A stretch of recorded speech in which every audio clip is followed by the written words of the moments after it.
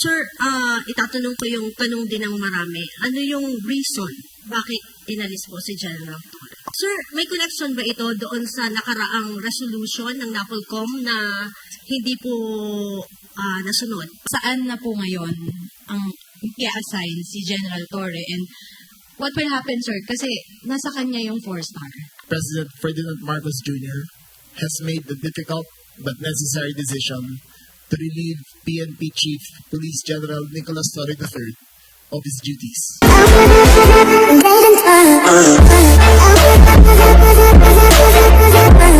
Remulla.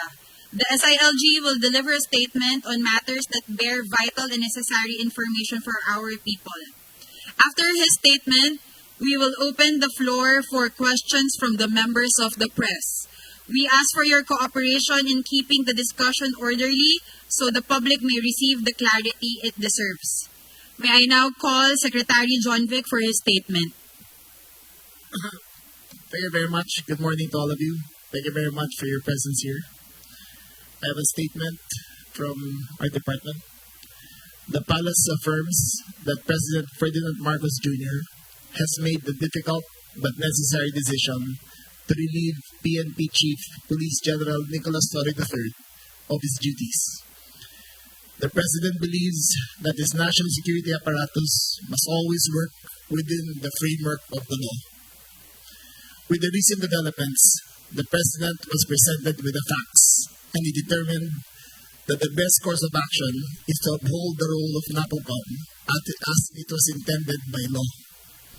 As part of this resolution, the President decided to relieve Police General Torre. This was not an easy choice, but it was made in the national interest. The President is committed to ensuring a unified direction and collaboration across all areas in his cabinet, particularly those responsible for delivering security, peace, and order.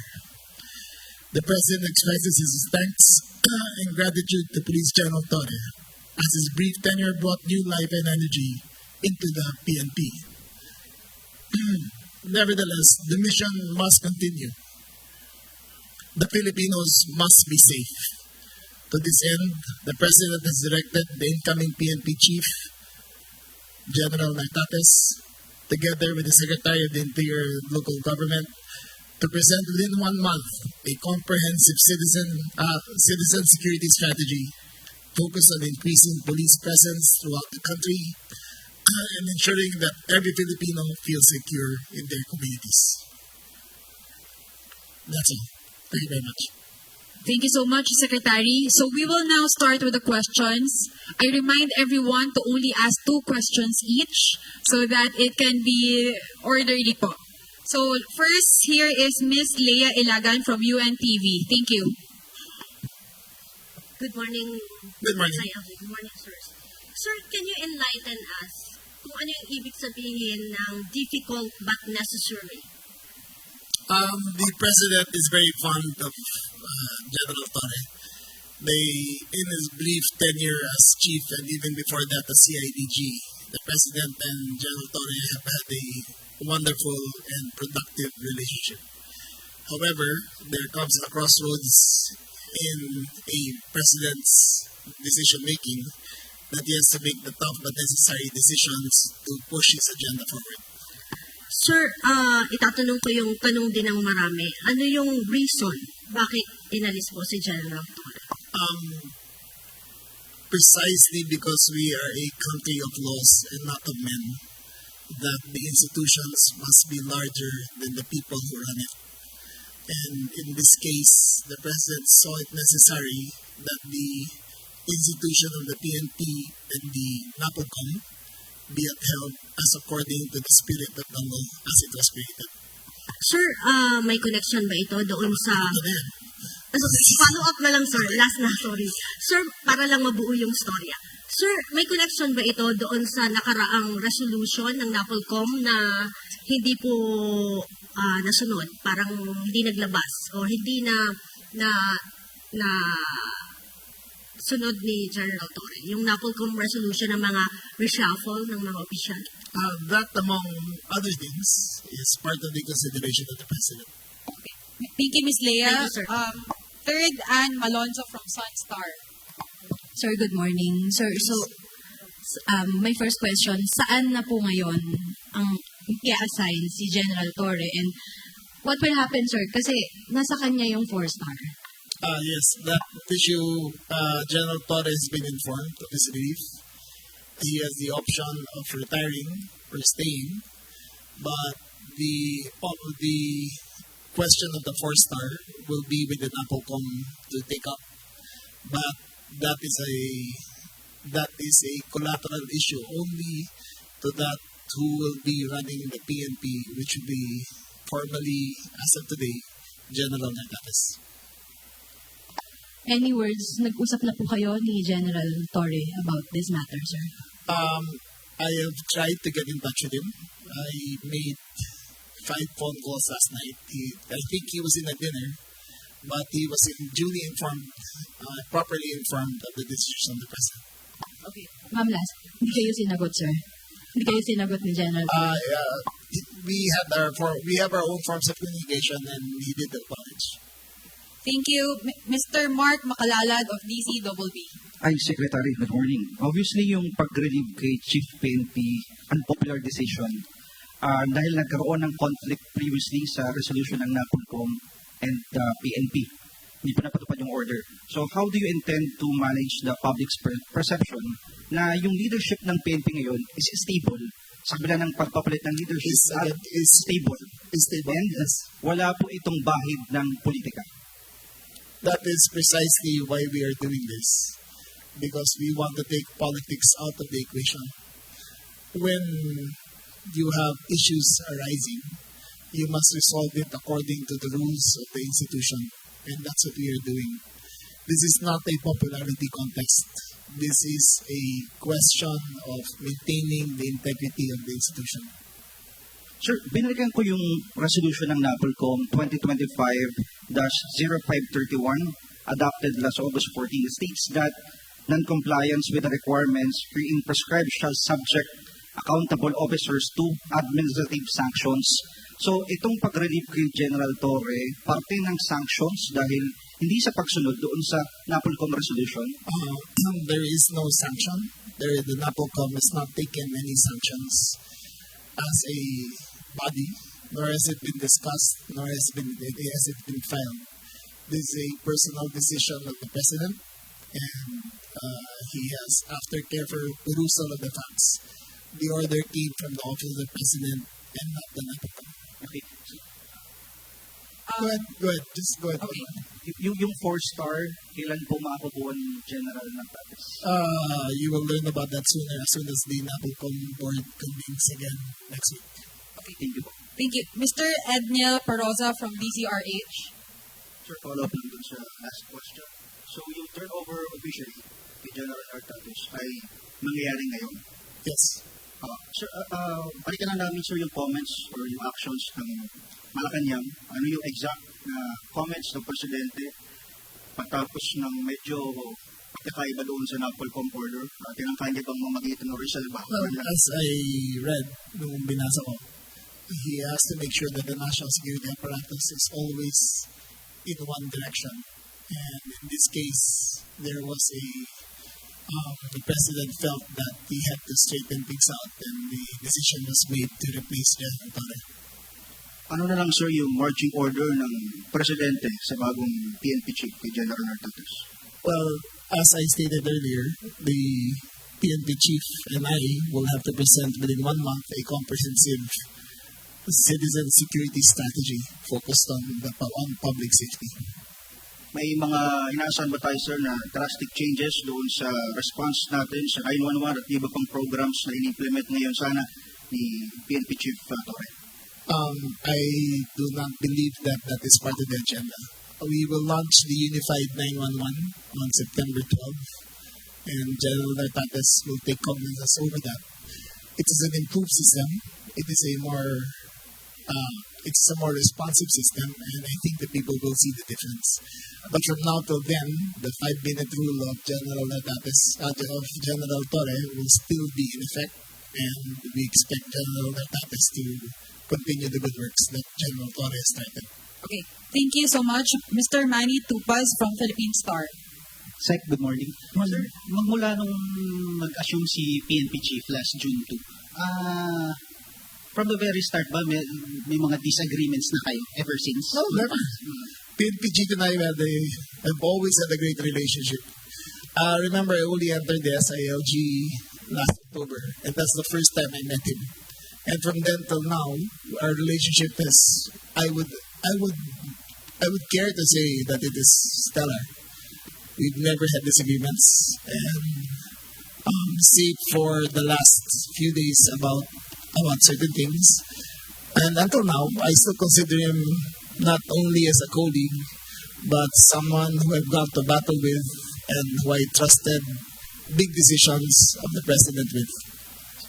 Second match. Okay. Apart dun sa Napolcom Reso, may nabanggit kayo among other things. Ano pa yung mga other issues kay Chief PNP na nagkaroon ng consideration bakit siya kaya? That is between the national security apparatus and him, and that is an executive privilege we cannot divulge. Okay, thank you so much. Mr. Mon Valves of TV5. Hi, Sec. Good morning. Sir, this is actually baka repetitive question na lang, pero just to clarify, you were mentioning a while ago that this is a country of laws and not of men. Ano po talaga yung pinakanilabag ni General Torre? Bakit po siya nasibak? He did not violate any laws. He has not been charged with any violations. He has not been charged criminally nor abusively. It is simply a choice of the president to take a new direction for the PNP. Medyo vague, Sec. Medyo vague. Well, what is more vague than he violated than he didn't violate any laws? He didn't violate any. He has not been charged with any administrative case. He has not been charged with any criminal case. But he is a presidential appointee who serves at the pleasure of the president, and the president has made a decision to go in another direction. So more on trust and confidence lang po ito. More on trust and confidence lang. The president reserves the right to see what is best fit for the PNP. Last na lang po sa akin. I don't think, di ko po alam kung tama yung research lang namin, but General Torre will be serving the shortest term in the history of the Philippine National Police. How does this affect the morale of the police force? Well, I think I am confident that the police force is very professional. I think that they observe their duties, and I think 99.9% of them will uphold their oath to maintain allegiance to the country and to the president. Okay, thank you so much. Mr. Vince Lopez of Manila Standard. Sir, good morning. Sir, for the duration na Chief PNP si General Torre, may mga na-relieve siya mga officers. What would be the magiging ng mga official na yun, sir? And kung mababalik ba sila, reinstatement? That is a NAPOCOM issue. As according to NAPOCOM law, NAPOCOM procedures, level 3 going up is up to will be taken up by the NAPOCOM board, and the NAPOCOM will convene this week and reconstitute the leadership of the Philippine National Police. Okay, thank you so much. Mr. Jairo Boledo of Rappler. Hi sir, good morning. Jairo Rappler. Sir, hingin lang namin sana yung information. Baka, ano po ba yung initial na reaction or pagtanggap po ni General Torre when the NAPOLCOM issued the memorandum po? Did he promise to the President to fulfill the said memorandum, sir? Thank you. That will be revealed on a later date. There are documents that are still sealed, which will be brought forth henceforth after the NAPOLCOM reviews it. Last question for me, sir. In relation to Vince's question, the NAPOLCOM reversed a few assignments made by the President, made by PNP Chief Torre, including some of the appointments in CIDG and all that. Ano na po mangyayari doon sa order na yun ng NAPOLCOM? Again, the NAPOLCOM will constitute again this week, and then we will review all the appointments and make the necessary recommendations to the President. Okay, thank you so much. Before we continue, following this question and answer, we will move to the next part of our program, the official assumption of office. So, Mr. Mark Gabriel, please, from Net25.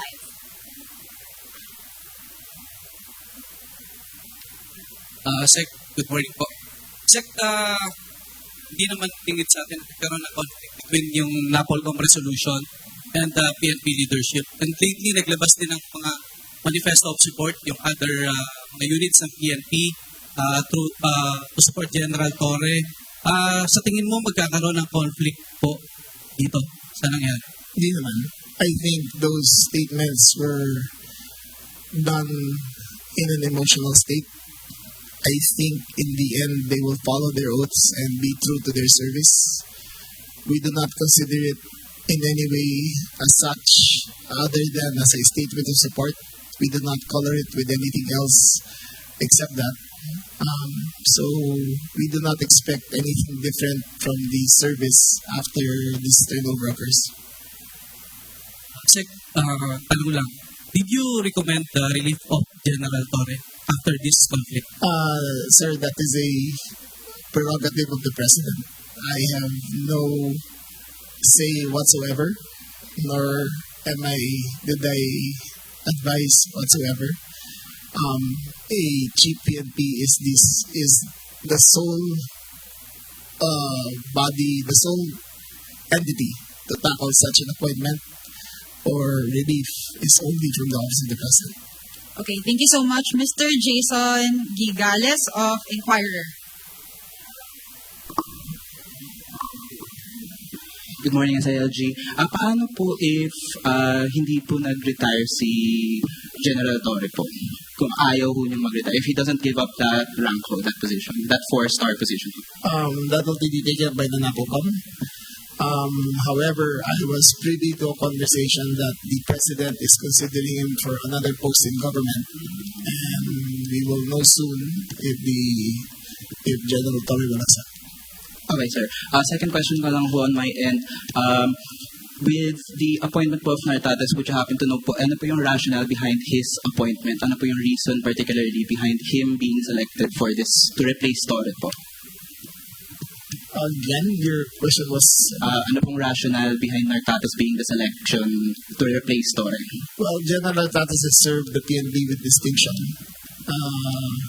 much less with honor and with integrity. The President, while ruminating through the papers and through the qualifications, so that General Nartates was best qualified to be the next chief PNP. Okay, thank you so much, Ms. Marlene Padiernos of DZMM. Hi, Sec. Sir, nabalitan niyo kanina walang nalabag na naging paglabag si General Torre na posibleng naging dahilan ng kanyang pagkakasibak po sa service, sa pwesto po.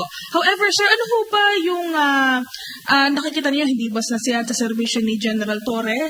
And nung nalaman po ninyo na aalisin siya bilang Chief PNP, nagawa niyo ba siyang, nagkaroon po ba ng pagdepensa kahit paano para mapa-stay siya doon sa kanyang post? Okay, in terms of the reasons behind it, again, I defer to the President. He is the sole entity to answer that.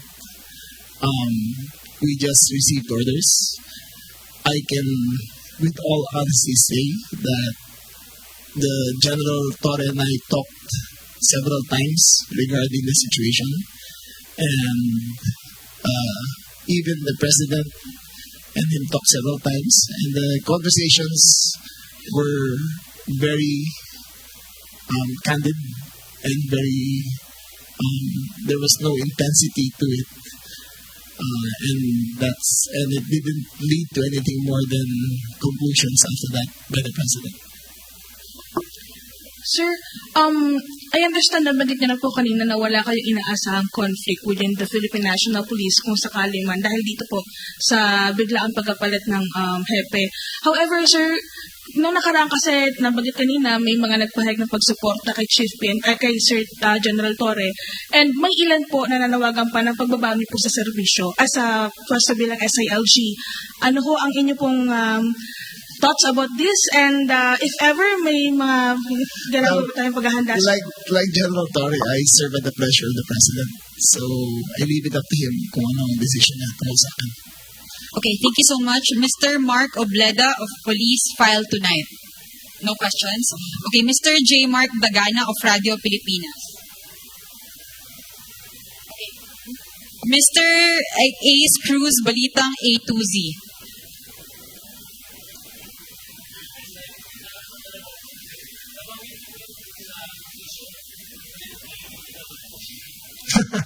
We will have to wait for the president to make the announcement. I am not at liberty to. I actually don't know for a fact of what will be offered to him, but it has been brought about during our conversation that he is thinking of offering a position to the former chief PNP. Yes. Okay. The president said that, sir. Yes. Yung usapan nyo. Yes, he is being considered for another position because the president still believes in his capacity, in his organizational strength, in his vast experience in the service. So the president believes that he can be of use in other positions critical to the nation's development. Okay. Thank you, sir.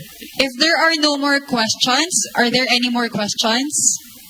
If there are none, we will now proceed with the official assumption of duty.